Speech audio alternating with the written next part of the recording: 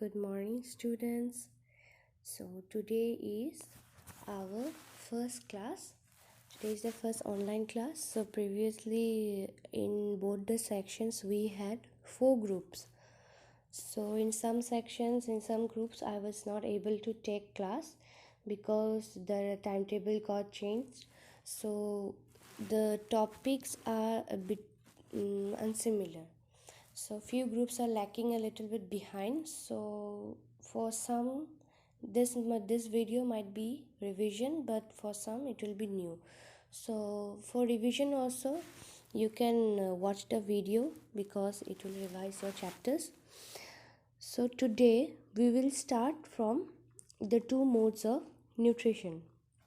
So please take out your textbooks along with you while watching the video. Okay. So we will start from the 2 modes of nutrition.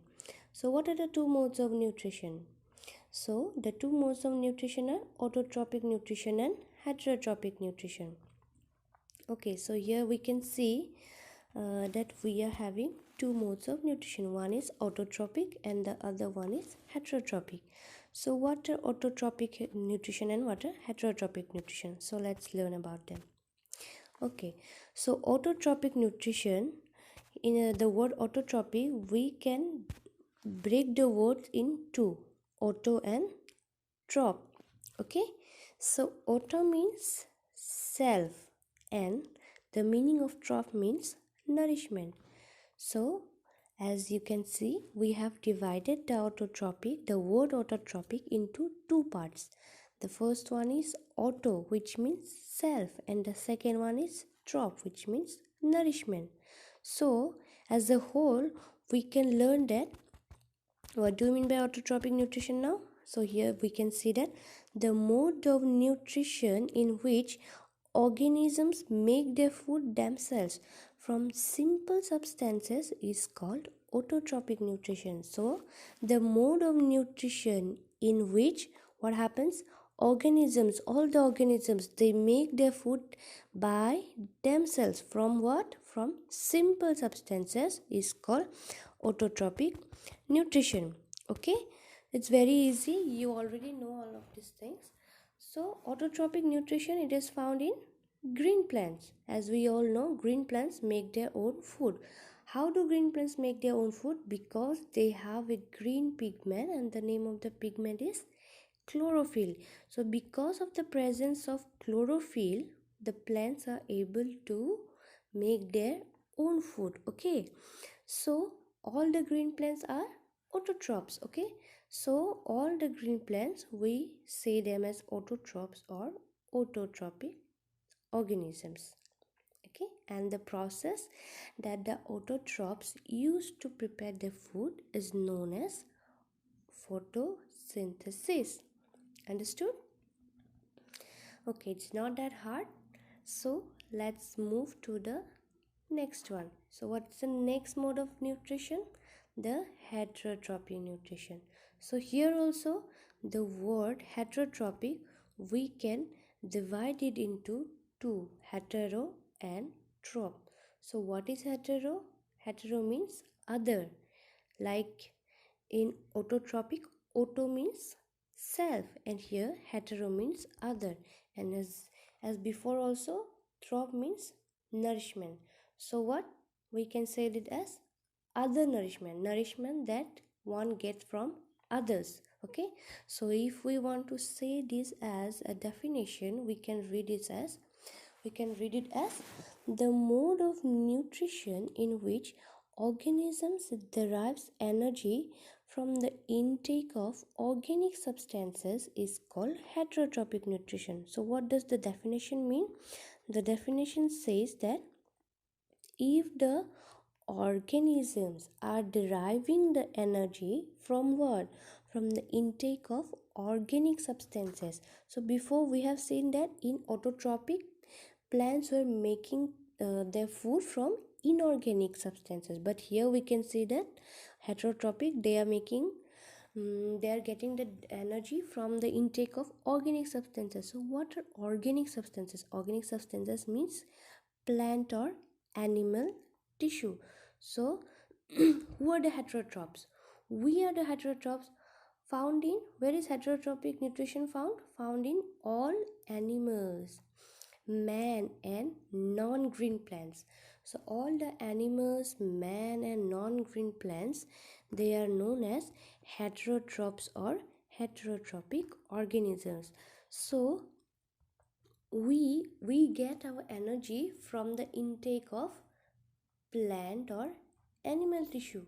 We either eat plants or animals. We like to eat, we also eat vegetables, fruits, and we also eat flesh like chicken, mutton, etc. So so we take what? Organic substances, and by taking organic substances we derive our energy. Okay, so it's easy. So let's move to the next part. So here we will see that heterotrophic animals can be further divided into three categories. Okay, the first category is herbivores. So what are herbivores? Herbivores are plant eating animals. So those animals who eat plant, only plant, okay, they are known as herbivores. For example, here we can see cow, buffalo, goat, and elephant. They eat only plant. So what is the second? The second group? The second group is known as carnivores. So what are carnivores? Carnivores are those animals who eat only flesh. For example, what are the examples? Tiger, lion, they are what? They are flesh eating animals, and so we can call them carnivores.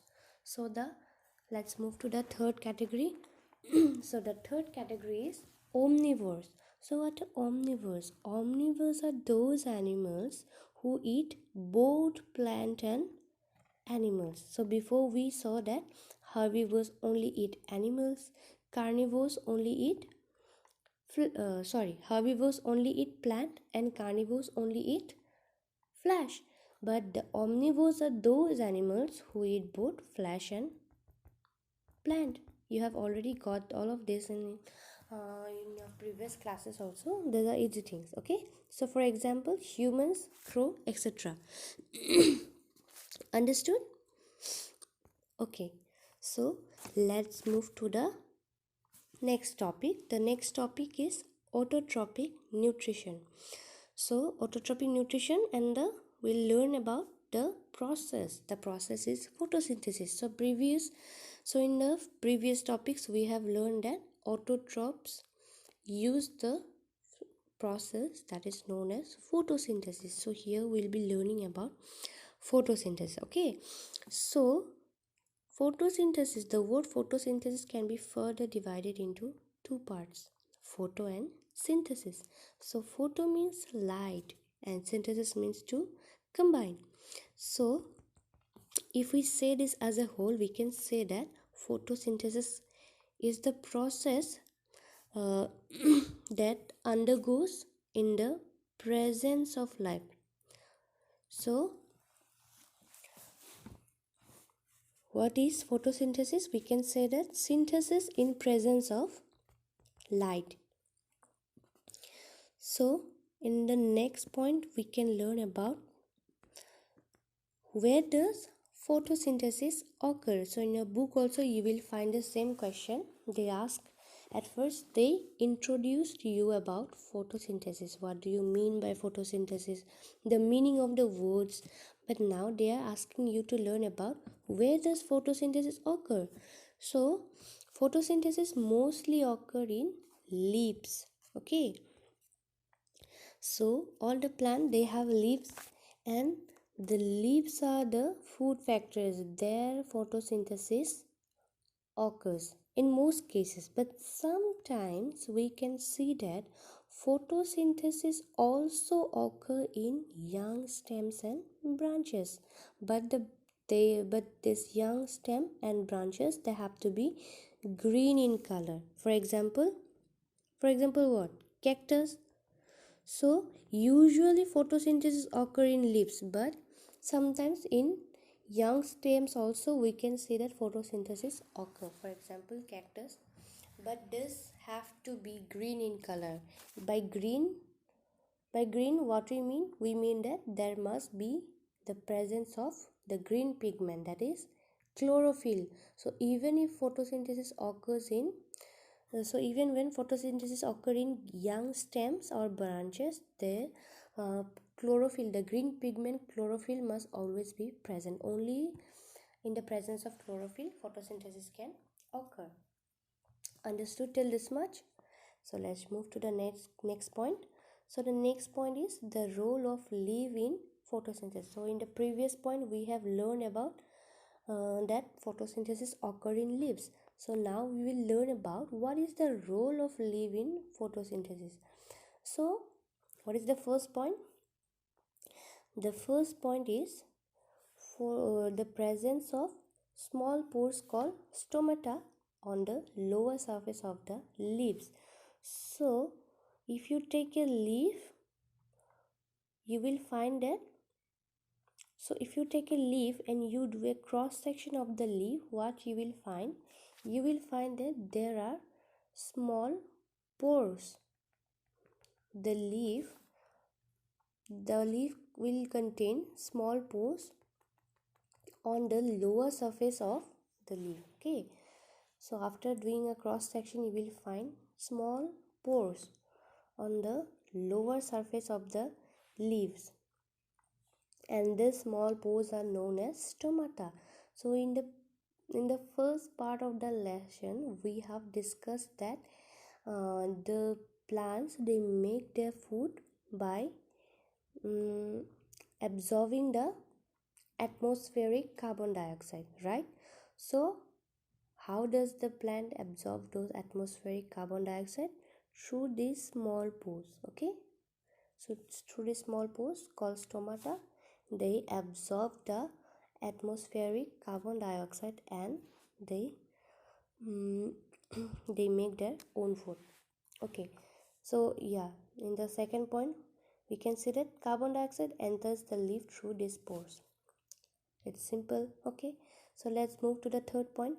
Presence of chlorophyll containing cells, which allows absorption of sunlight. So if you do a cross section of the leaf,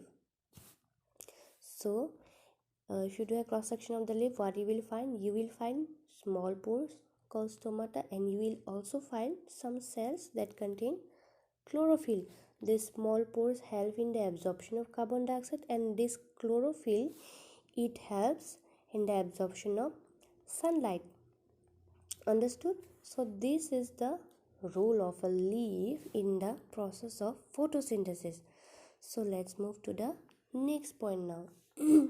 So in the next point, we will learn about what are the raw materials that are required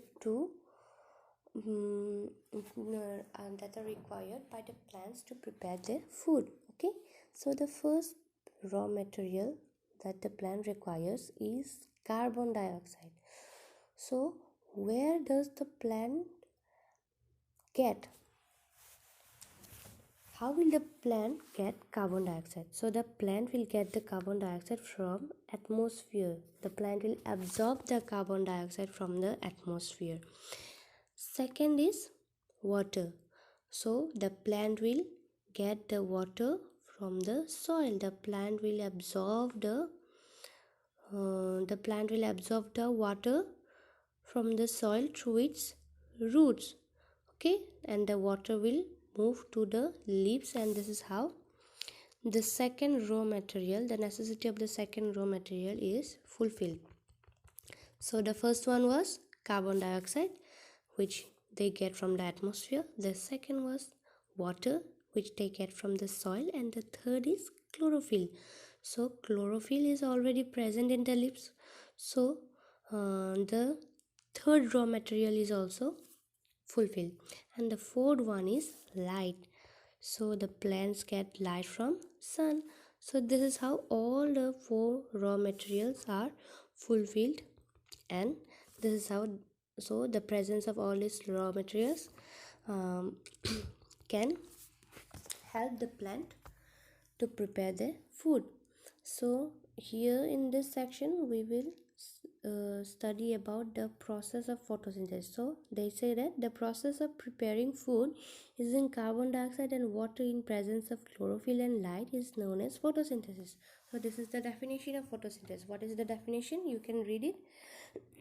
So it's simple, as we have already studied that photosynthesis is the process of preparing food by using what? Carbon dioxide and water, and in the presence of chlorophyll and light. Okay, so now let's move to the next point. So our next point is synthesis. What is synthesized during photosynthesis? It's the same point that is mentioned in your book also. So this point starts with the okay so this point start with this reaction. So it shows that the presence of the addition of carbon dioxide and water. This is the definition of photosynthesis explained in here. So the addition of carbon dioxide and water in the presence of light and chlorophyll gives us what? Food for the plant. So what is the food of the plant? That is carbohydrate. And what else? Oxygen. These are the two things that the plant gets after the process of photosynthesis over. So what are the two things? The first one is carbohydrate and the second one is oxygen. So these are the two things that are synthesized during photosynthesis. They are asking the question, what is synthesized during photosynthesis? These two things are synthesized during photosynthesis: carbohydrates and oxygen. So carbohydrate. So the food for the plant. What is the food for the plant?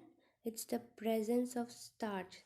So if you do some kind of activity or experiment, and if you find starch in a plant, then you will know that photosynthesis has occurred in that plant. Okay, what this starch is? What is starch? It's a complex carbohydrate. This is the food of the plant. Okay, so if starch is available in a plant, you will know that photosynthesis has occurred in that plant. What they say that it is the evidence of photosynthesis. Okay, let's move to the next topic. So our next topic is what would happen in the absence of photosynthesis. So it is the next question that they are asking you. So what would happen in the photosynthesis? We have already seen that photosynthesis is so important for the plants. Yeah, so what would happen in the absence of photosynthesis? You can ask yourselves also, what will happen if the photosynthesis is not there? Then what? There will be no plants. Photosynthesis is not available means what? There will be no plants. No food means no plant. And then if there is no plant, then oxygen will also not be released in the atmosphere. Then if oxygen is not released in the atmosphere, what will happen? There will be no other organisms. So ultimately we can say that no life will exist in the earth. Understood? So these are the simple points. So in others groups, most of the groups I have already finished this section. So let's end today's class at this topic. In the next class we'll try to finish the first chapter. Okay, so read whatever you have